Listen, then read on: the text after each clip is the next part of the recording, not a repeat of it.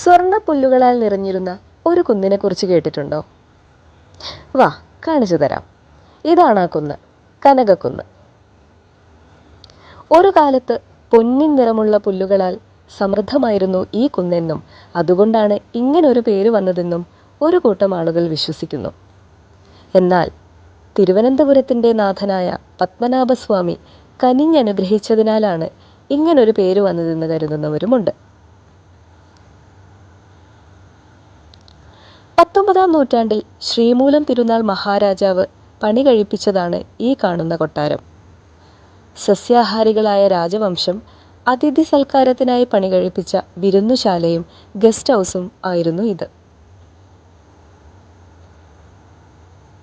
ഇപ്പോഴും ഇതിൻ്റെ മനോഹാരിത ഒട്ടും ചോരാതെ വേനികൂട്ടി കാത്തു സൂക്ഷിക്കുന്നുണ്ട് കേരള വിനോദസഞ്ചാര വകുപ്പ്.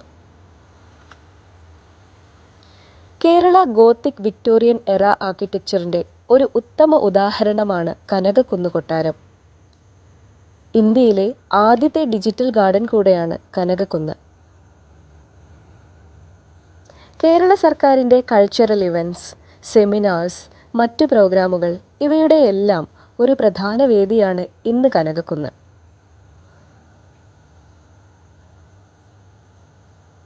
ഇവിടെയുള്ള നിശാഗന്ധി ഓഡിറ്റോറിയം കേരളത്തിലെ തന്നെ ഏറ്റവും വലിയ ഓപ്പൺ എയർ വെന്യൂ ആണ്. National trust for art and cultural heritage ഈ കൊട്ടാരത്തെ ഒരു ഹെറിറ്റേജ് മോണുമെൻ്റായി പ്രഖ്യാപിച്ചിട്ടുണ്ട്. റെയിൽവേ സ്റ്റേഷനിൽ നിന്നും 2.5 കിലോമീറ്ററും എയർപോർട്ടിൽ നിന്ന് 5 കിലോമീറ്ററും അകലം മാത്രമേയുള്ളൂ കനകക്കുന്നിലേക്ക്. ഇവിടെ വരുന്ന വിനോദസഞ്ചാരികൾക്ക് വേണ്ടി ഒരു ലഘുഭക്ഷണശാലയും ഇതിനകത്തു തന്നെയുണ്ട്.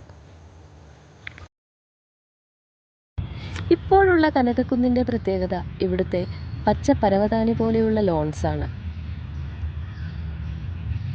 നഗരത്തിൻ്റെ തിരക്കുകളിൽ നിന്നൊന്നും മാറി കുറച്ചു നേരം സമാധാനം തേടി പോകുന്നവർക്ക് വലിയൊരാശ്വാസമാണിവിടം.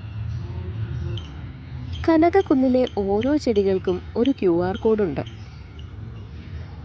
ഇത് സ്കാൻ ചെയ്യുന്നതിലൂടെ ഈ ചെടികളെക്കുറിച്ചുള്ള കൂടുതൽ അറിവ് നമുക്ക് ലഭിക്കുന്നു. തിരുവിതാംകൂർ രാജവംശത്തിൻ്റെ മുദ്രയായ വലംപിരി ശംഖ് ഇവിടെ സ്ഥാപിച്ചിട്ടുണ്ട്. കേരളത്തിലെ തന്നെ ഏറ്റവും വലിയ ഫ്ലാഗ് പോസ്റ്റാണ് നിങ്ങൾ ഈ കാണുന്നത്. 2013 ഉമ്മൻചാണ്ടി സാറാണ് ഈ ഫ്ലാഗ് പോസ്റ്റ് ഉദ്ഘാടനം ചെയ്തത്. രാത്രികാല കനകക്കുന്നിലെ ദൃശ്യങ്ങളാണ് നിങ്ങൾ ഈ കാണുന്നത്.